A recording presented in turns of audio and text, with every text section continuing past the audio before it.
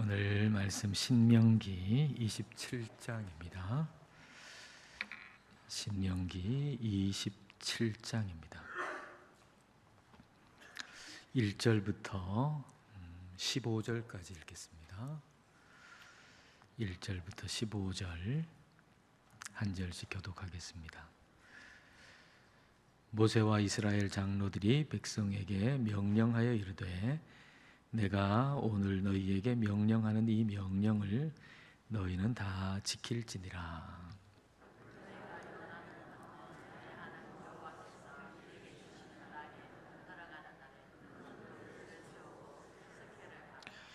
요단을 건넌 후에 이 율법의 모든 말씀을 그 위에 기록하라. 그리하면 내 하나님 여호와께서 내게 주시는 땅 곧 젖과 꿀이 흐르는 땅에 내가 들어가기를 내 조상들의 하나님 여호와께서 내게 말씀하신 대로 하리라.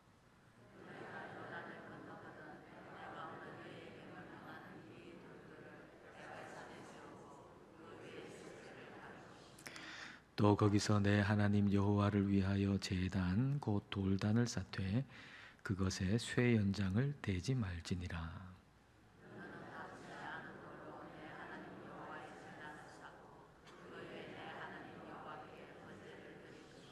또 화목제를 드리고 거기에서 먹으며 내 하나님 여호와 앞에서 즐거워하라.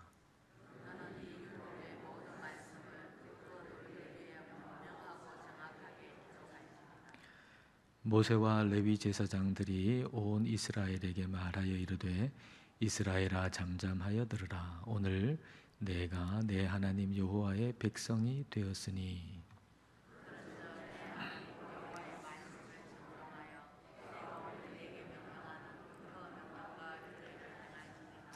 모세가 그날 백성에게 명령하여 이르되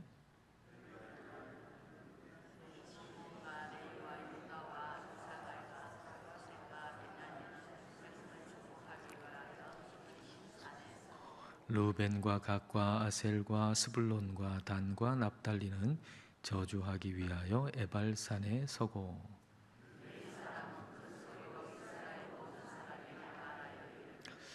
같이 읽겠습니다. 장색의 손으로 조각하였거나 부어 만든 우상은 여호와께 가증하니 그것을 만들어 은밀히 세우는 자는 저주를 받을 것이라 할 것이요 모든 백성은 응답하여 말하되 아멘 할지니라. 아멘. 하나님께서 모세를 통해서 명령을 주셨습니다. 근데 그 명령을 들은 사람들은 반드시 지켜 행해야 하는 명령입니다. 자, 1절 말씀 보겠습니다. 모세와 이스라엘 장로들이 백성에게 명령하여 이르되 내가 오늘 너희에게 명령하는 이 명령을 너희는 다 지킬지니라. 하나님께서 모세를 통해서 명령하는 모든 명령을 다 지켜 행하라고 말씀하십니다. 근데 하나님의 명령을 우리가 다 지켜 행하려면 하나님을 사랑해야 합니다. 하나님을 사랑해야 우리가 하나님의 명령을 지킬 수 있습니다. 예수님이 너희가 나를 사랑하면 나의 계명을 지키리라 이렇게 말씀하셨습니다. 너희가 나를 사랑하면 나의 계명을 지키리라. 우리가 주님을 사랑해야 주님의 계명, 주님의 명령을 지킬 수 있습니다. 주님을 사랑할 때 그 주님의 명령 안에, 그 말씀 안에 하나님의 사랑이 담겨져 있음을 볼 수 있죠. 하나님이 이렇게 명령하시는 것은 하나님이 나를 사랑하셔서 나를 유익하게 하시려고 이렇게 명령하시는구나 라고 하는 것을 알 수 있습니다. 볼 수 있습니다. 주님을 사랑할 때. 그래서 그걸 볼 수 있으면 그 명령 안에 하나님이 나를 사랑하셔서 나를 위해서 이렇게 명령하시는구나 라고 하는 걸 볼 수 있으면 그 말씀을 지키고 싶은, 그 말씀대로 행하고 싶은 열망이 우리 속에 일어나죠. 그래서 기쁨으로, 억지로가 아니고 기쁨으로 그 하나님의 명령을 지킬 수가 있습니다. 그러니까 우리가 하나님 명령을 지키지 않는 이유는 하나님을 향한 사랑이 식어버리기 때문이죠. 그러니까 하나님의 말씀과 그 명령 안에 하나님이 나를 사랑하셔서 나를 위해서 그렇게 명령하신다라고 하는 걸 볼 수 없게 되기 때문에 그 명령을 지킬 수가 없는 겁니다. 에덴 동산에서 그 뱀이 사탄이 그 사람에게 하나님께서 명령하신 것을 어기게 만들 때, 그때 하나님이 나를 사랑하지 않는다라고 하는 걸 자꾸 마음속에 심어주잖아요. 하나님은 너를 사랑하지 않아. 하나님은 너를 유익하게 하지 않으려고 이 명령을 준 거야. 이렇게 자꾸 주입시키는 거죠.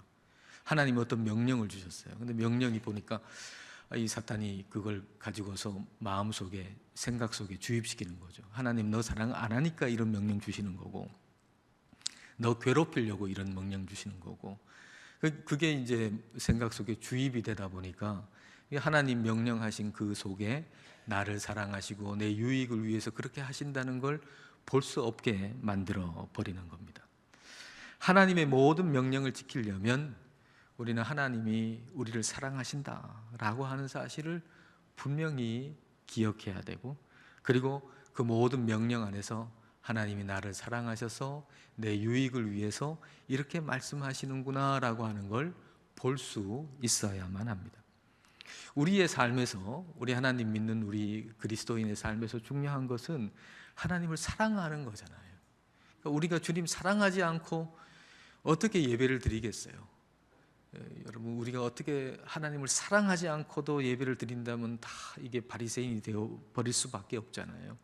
그러니까 우리가 그리스도인으로 살아갈 때 가장 중요한 것은 우리 하나님을 사랑하는 마음이고, 그리고 하나님을 사랑함으로 하나님 말씀을 기억하고 지키는 것, 이게 우리에게는 가장 중요한 일이라고 말할 수가 있습니다.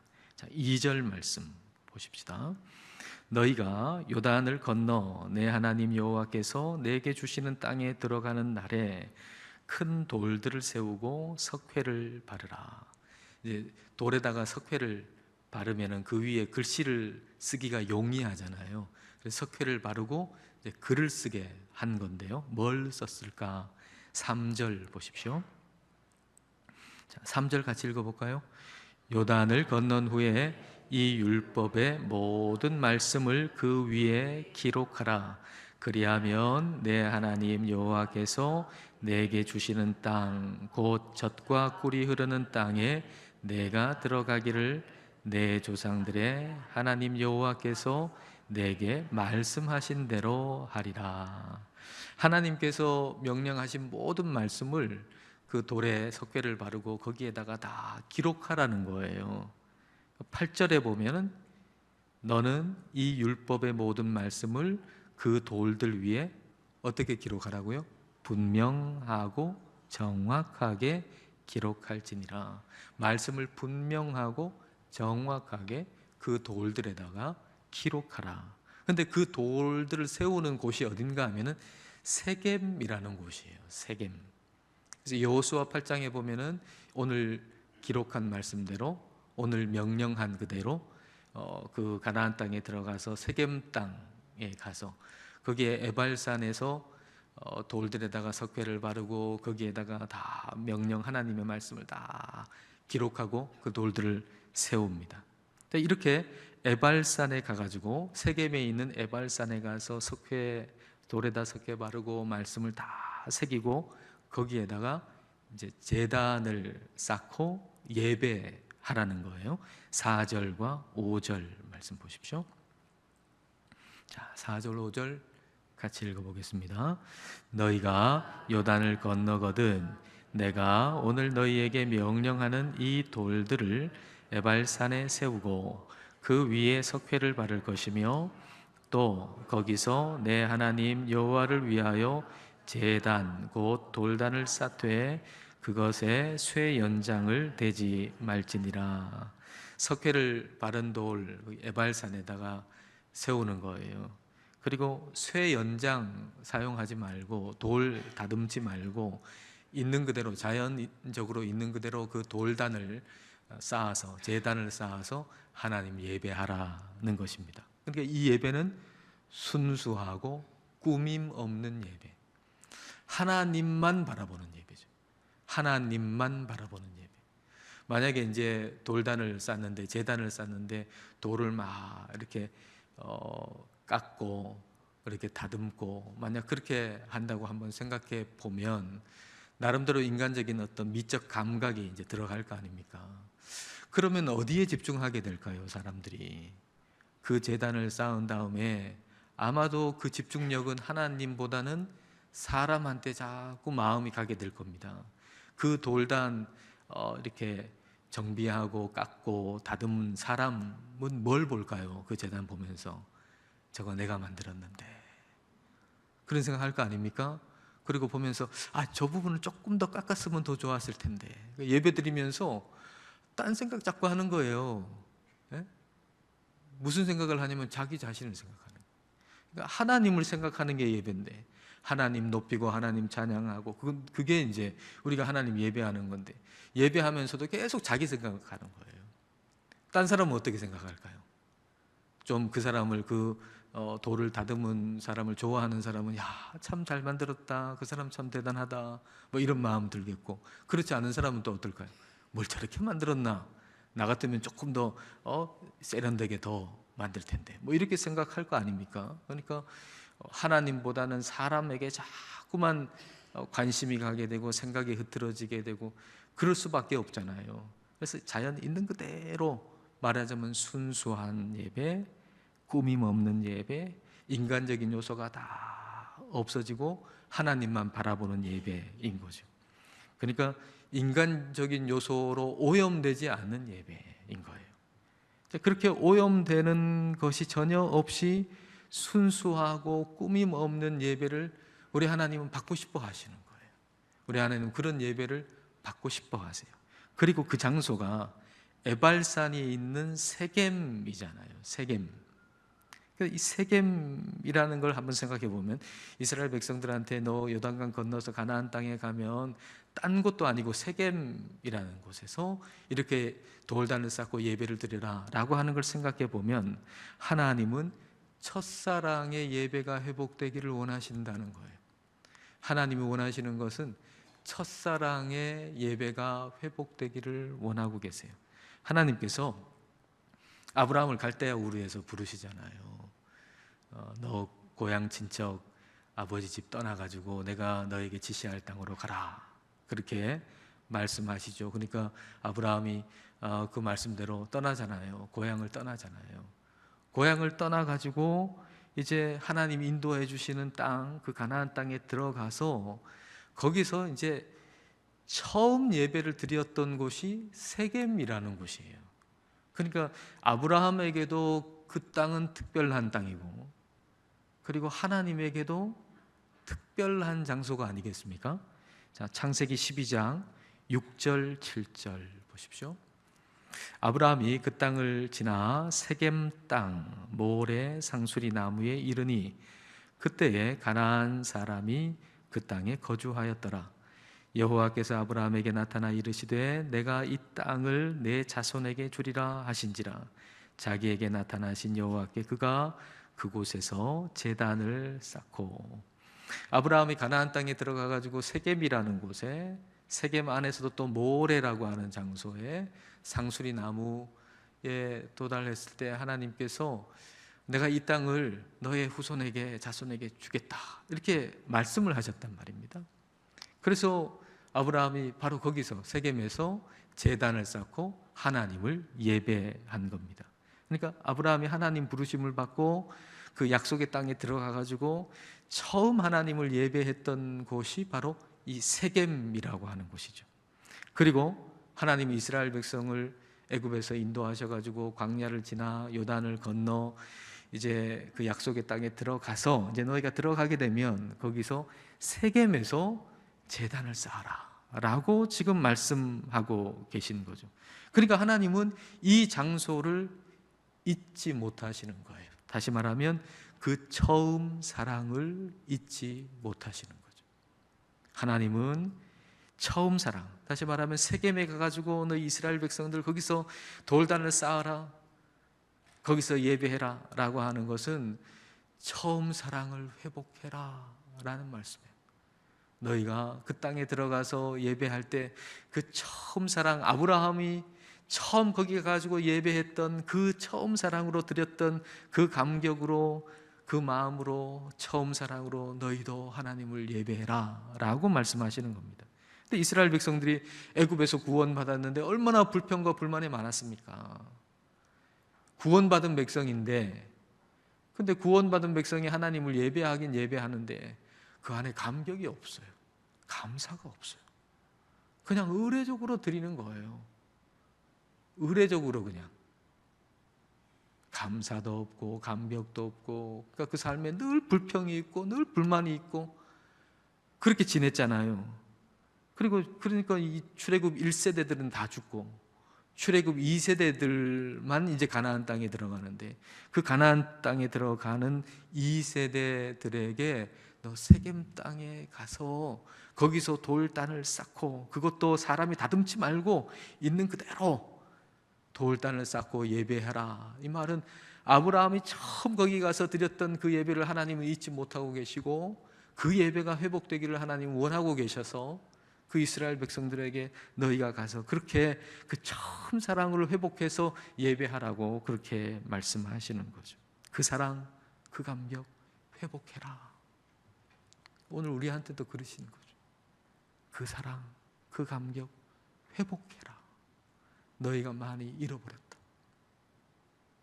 많이 느슨해졌다. 너무 습관적이 됐다. 그 감격을 다시 회복해라. 오늘 우리에게 그렇게 말씀해 주시는 거죠. 요한계시록 2장 4절 5절. 그러나 너를 책망할 것이 있나니 너의 처음 사랑을 버렸느니라. 그러므로 어디서 떨어졌는지를 생각하고 회개하여 처음 행위를 가지라. 만일 그리하지 아니하고 회개하지 아니하면 내가 네게 가서 내 촛대를 그 자리에서 옮기리라. 처음 사랑을 버렸다는 거예요. 그러니까 어디서 떨어졌는지를 생각해 보래요. 어디서 추락했는지를 생각해 보래요. 처음 사랑을 버렸는데 내가 처음 사랑을 버렸는지도 몰라요. 어디서 추락했는지를 모를 수도 있어요. 지금 우리가 처음 사랑을 버렸는데 처음 사랑을 버렸는지도 몰라. 어디서 그걸 버렸는지도 모르고 지금 지내고 있을 수 있다는 거예요. 예수님이 12살 때 부모님하고 그리고 뭐 친지들하고 유월절 지키려고 예루살렘으로 같이 갔잖아요. 예루살렘에서 유월절 다 지킨 다음에 다시 이제 집으로 돌아가는데, 그 예수님의 부모는 예수님이 같이 있는 줄 알았잖아요. 하룻길을 이렇게 지난 다음에서야 예수님이 같이 여기에 일행 중에 없다는 사실을 그들은 깨달았죠.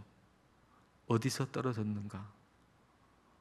어디서 떨어졌는가? 어디서부터 지금 문제가 됐는가? 살펴봐야 되겠죠. 어디서부터죠? 예루살렘부터죠. 예루살렘에 예수님은 거기에 그대로 남아 계시고 성전에서 듣기도 하고 묻기도 하고 거기에 그대로 계셨던 거예요. 근데 예수님의 부모는 그걸 모르고 당연히 같이 있겠지라고 생각하고는 하룻길을 갔고, 하룻길 지난 다음에야 예수님이 같이 여기 없다는 사실을 알게 되고 다시 돌아서 그 예루살렘까지 가서 사흘 후에 예수님을 다시 찾게 된 거죠. 우리가 이럴 수 있다는 거죠. 우리는 하나님과 잘 지내고 있다고 생각할 수 있다는 거죠. 실제로는 그렇지 않은데, 하나님하고 잘 지내고 있다고, 하나님과 관계가 괜찮다고 생각할 수 있다는 거예요.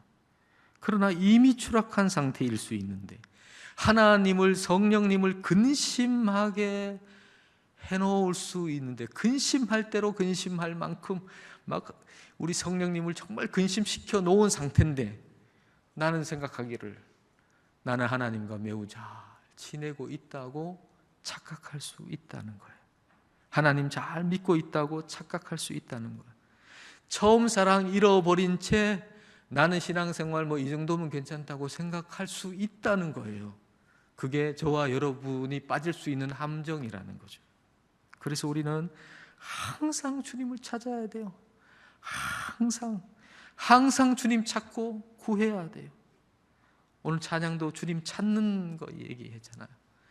찾아야 돼요. 주님을 찾아야 돼요. 주님을 찾고 구해야 돼요. 주님이 나와 함께 하신다는 걸 당연하게 여기면 안 돼요. 그걸 귀히 여기고 가장 특별하게 여겨야 돼요. 여러분, 뭐 특별하게 여기는 게 뭐가 있나요? 여러분, 뭘 특별하게 여기세요? 하나님이 나와 함께 하신다는 걸 대단히 특별하게 생각해야 돼요. 그거 당연하게 여기면 안 돼요. 하나님이 나와 함께 하신다는 것을 대단히 특별하게 여겨야 되고, 그리고 주님과 멀어진다고 하는 것을 굉장히 주의를 기울여야 돼요. 주님하고 멀어지는 거, 여러분 거기에 좀 예민해지셔야 돼요.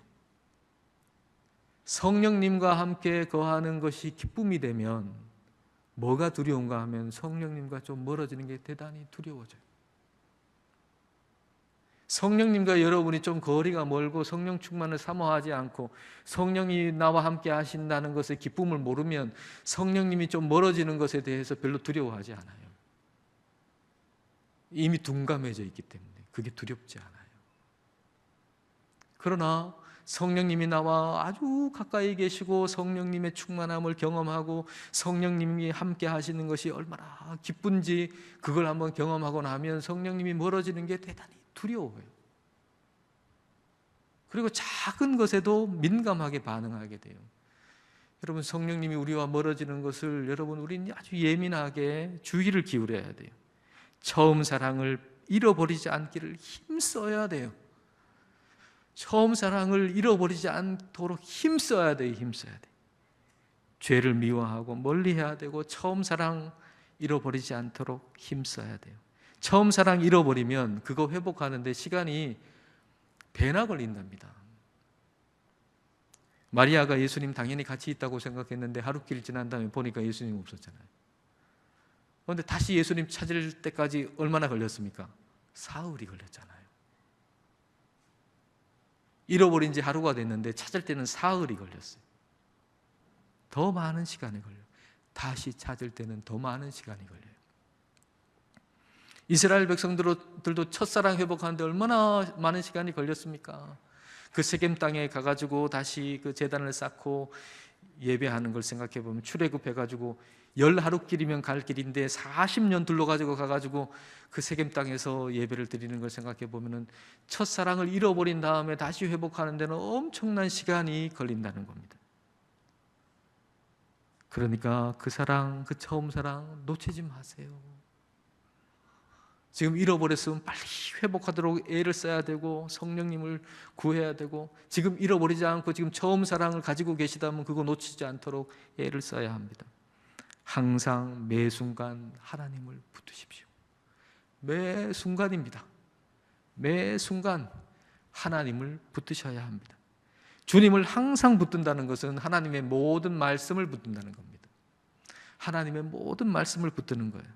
내가 원하는 것만 붙들고 있는 게 아니고 하나님의 모든 말씀을 붙드는 겁니다. 모든 말씀을. 세겜에는 에발산이 있고요, 또 맞은편에 그리심산이 있어요. 에발산과 그리심산이 이렇게 마주보고 있어요. 근데 이제 하나님께서는 거기에 이제 가면 12지파가 있는데 6지파는 에발산에, 또 6지파는 그리심산에. 그래서 에발산에서는 저주의 말씀, 그리고 그리심산에서는 축복의 말씀 선언하게 하셨어요. 그럼 여러분은 선택할 수 있다면 어느 쪽에 가실래요? 그리심산 쪽에 가실래요? 에발산 쪽에 가실래요? 에발산 쪽에는 저주의 말씀, 그리심산은 축복의 말씀. 여러분이 선택할 수 있다면 어느 쪽에 가실래요? 그리심산 아니겠어요? 아무래도 축복의 말씀이 있는 쪽으로 가고 싶지 저주의 말씀이 있는 쪽으로 가고 싶지는 않을 것입니다. 근데 우리가 기억해야 될 것은 우리가 듣고 싶은 말씀만 들으면 우리는 결코 하나님을 예배하는 자가 될 수 없다는 거예요. 우리가 듣고 싶은 말씀만 듣는다 그러면은 어떻게 우리가 하나님을 예배하는 사람이겠어요? 그냥 좋은 강의 들으러 온 사람이지. 그러니까 듣고 싶은 말씀만 들어서는 우리는 하나님을 예배하는 예배자가 될 수 없다는 겁니다. 왜냐하면 내가 원하는 것만 받아들이는 사람은 이미 그 영이 닫혀 있는 사람이기 때문이죠. 그 영이 닫혀 있으면 하나님을 예배할 수 없죠. 왜냐하면 우리의 몸만 예배당에 나와가지고 예배할 수 있는 게 하나님을 예배하는 예배가 아니기 때문에. 요한복음 4장에 그 사마리아 여인이 예수님 만나가지고 예수님한테 우리 조상은 이 산은 그리심산이거든요. 우리 조상은 이 산에서 그리심산에서 예배하고, 근데 유대인들은 예루살렘이라고 하는데 어디가 맞냐 이렇게 예수님한테 물으니까 예수님께서 그 산도 아니 이 산도 아니고 예루살렘도 아니고 하나님을 예배할 때가 온다 그렇게 말씀하시면서 말씀하시기를, 하나님은 영이시니 예배하는 자가 어떻게 예배하라 그랬어요? 하나님은 영이시니 예배하는 자가 영과 진리로 예배할지니라 라고 말씀하셨어요. 영과 진리로 예배할지니라. 그러니까 성령이 충만해야 되고 성령 안에서 우리의 영이 깨어 있어야 하나님을 예배할 수 있어요. 성령님이 내 안에 오셔가지고 내 영이 하나님께 깨어 있어야, 그래야 하나님을 예배할 수 있어요. 그리고 진리로 예배하는 거죠. 하나님의 진리의 말씀으로, 진리의 모든 말씀으로, 내가 좋아하는 말씀으로 하나님 예배하는 게 아니고 하나님의 모든 말씀으로, 다시 말하면 하나님의 모든 말씀에 아멘함으로 우리는 하나님을 예배할 수 있어요. 그래서 영과 진리로 예배할 수 있어요. 그게 닫혀 있으면, 영이 닫혀 있으면 예배할 수 없고, 그리고 모든 말씀에 아멘 할 수 없다면, 골라 먹는다면 역시 예배할 수 없어요. 에발산에서의 저주의 말씀, 그리심산에서의 축복의 말씀, 이 둘 다 필요하다는 거예요. 둘 다 필요하다. 우리 귀에 듣기 좋은 말씀만이 아니고 그렇지 않은 말씀이라도 하나님이 주신 말씀에 아멘 하고 화답해야 된다는 거예요. 그게 예배예요. 하나님이 주신 말씀인데 내 귀에 듣기 좋은 말씀만 아멘 하고 그렇지 않은 것은 버리면 그게 어떻게 예배가 될 수 있겠어요? 디모데후서 4장 3절 4절 말씀 보십시오. 자, 이게 우리에게 주는 경고의 말씀이기도 하시죠. 자, 같이 한번 읽어볼까요? 때가 이르리니 사람이 바른 교훈을 받지 아니하며 귀가 가려워서 자기의 사욕을 따를 스승을 많이 두고 또 그 귀를 진리에서 돌이켜 허탄한 이야기를 따르리라. 자기 귀를 긁어주는 스승을 많이 따른다는 거예요. 내가 듣고 싶은 말 해주는 설교자를 따른다는 거예요. 에발산을 없애버리는 거죠. 나는 그리심산 좋은데 왜 자꾸 에발산 설교하냐? 에발산 설교 듣기 싫다. 그리심산 설교만 해달라 라고 하는 거죠. 하나님이 나를 그리심산에 두든 에발산에 두든 어디에 두든 어떤 말씀을 주시든 하나님의 말씀에 우리가 아멘 할 수 있어야 합니다. 그리고 하나님을 제대로 예배하는 게 중요하잖아요. 내 기분이 좋아지는 게 중요한 게 아니고 하나님이 존귀함을 받고 하나님이 높임을 받고 하나님이 예배받는 게 중요하잖아요. 우리가 예배 공동체인데 뭐가 중요한가요? 우리가 예배 드리면서 뭐가 중요한 건가요? 내 기분이 좋아지는 게 그게 중요한 게 아니라 하나님이 높임을 받고 하나님의 이름이 높임을 받고 예배 받는 것, 그게 중요한 거고, 하나님이 진짜 높임을 받는 예배를 드리면 예배자도 기뻐져요. 단순하게 내 기분이 좋은 게 아니고 내 안에 영이 기쁘단 말이죠. 우리가 진짜 하나님을 제대로 예배하면 우리의 영이 기뻐져요. 그게 우리 안에 하나님이 주시는 예배의 복이죠. 하나님을 제대로 예배하는 사람은 에발산에서 아멘 할 수 있는 사람입니다. 그리심산에서는요 다 아멘 할 수 있어요. 그런데 하나님을 진짜 예배하는 사람은 에발산에서도 아멘 할 수 있는 사람이에요. 오늘은 우리가 그런 마음으로 한번 아멘 했으면 좋겠습니다. 아멘. 오늘 본문에 12개의 저주의 말씀이 나오거든요. 12개의 저주의 말씀, 그 중에 첫 번째 우리가 읽었어요. 15절. 이 저주의 말씀이 낭독이 될 때 그때 이스라엘 백성은 아멘 했어요. 아멘. 제가 앞부분 읽을 테니까 이제 15절부터 마지막 절까지 12개입니다. 12개의 저주의 말씀입니다. 앞부분을 제가 읽을 테니까 여러분 모든 백성은 아멘 할지어다 이게 다 따라하지 마시고 여러분 그냥 아멘 하세요. 15절부터 한번 할 텐데, 참된 예배자가 되기를 원하는 마음, 그리고 처음 사랑을 회복하기를 원하는 마음, 그 마음을 가지고 우리가 그 가나안 땅에 우리가 들어갔다고 생각해요. 그리고 이렇게 하나 정해주시는데 에발산에 정해졌어요. 나 그리심산 가고 싶은데 에발산에 정해졌어요. 우리가 다. 그리고 이 말씀이 선포돼요. 그때 에발산에 있는 우리가 아멘 하는 거예요. 네? 한번 그런 생각을 한번 해보실 수 있겠죠? 자 이제 15절부터 시작합니다. 장색의 손으로 조각하였거나 부어 만든 우상은 여호와께 가증하니 그것을 만들어 은밀히 세우는 자는 저주를 받을 것이라. 아멘. 그 정도로 되겠습니까? 네? 진짜 아멘 해야죠. 뭐 생각도 없는데 그저 그냥 하라 그러니까 따라하지 말고 진짜 아멘 하세요. 16절로 가겠습니다. 그의 부모를 경홀히 여기는 자는 저주를 받을 것이라. 아멘. 그의 이웃의 경계표를 옮기는 자는 저주를 받을 것이라. 아멘. 18절 맹인에게 길을 잃게 하는 자는 저주를 받을 것이라. 아멘. 19절 객이나 고아나 과부의 송사를 억울하게 하는 자는 저주를 받을 것이라. 아멘. 그의 아버지의 아내와 동침하는 자는 그의 아버지의 하체를 드러냈으니 저주를 받을 것이라. 아멘. 짐승과 교합하는 모든 자는 저주를 받을 것이라. 아멘. 그의 자매 곧 그의 아버지의 딸이나 어머니의 딸과 동침하는 자는 저주를 받을 것이라. 아멘. 장모와 동침하는 자는 저주를 받을 것이라. 아멘. 그의 이웃을 암살하는 자는 저주를 받을 것이라. 아멘. 무죄한 자를 죽이려고 뇌물을 받는 자는 저주를 받을 것이라. 아멘. 마지막 26절입니다. 이 율법의 말씀을 실행하지 아니하는 자는 저주를 받을 것이라. 아멘. 하나님 주시는 모든 말씀에 아멘으로 화답하는 자는 복된 사람입니다. 하나님의 모든 명령은 우리를 사랑하시고 우리의 유익을 위해서 주시는 명령입니다. 이 모든 명령 안에, 하나님의 모든 말씀 안에 하나님의 사랑이 있다라고 하는 걸 우리가 발견하면 우리 마음속에는 그 말씀대로 살고 싶은 갈망이 생깁니다. 여러분, 우리는 하나님 말씀을 억지로 지키는 게 아니에요. 하나님을 억지로 예배하는 게 아니에요. 하나님이 주시는 일을 억지로 하는 게 아니에요.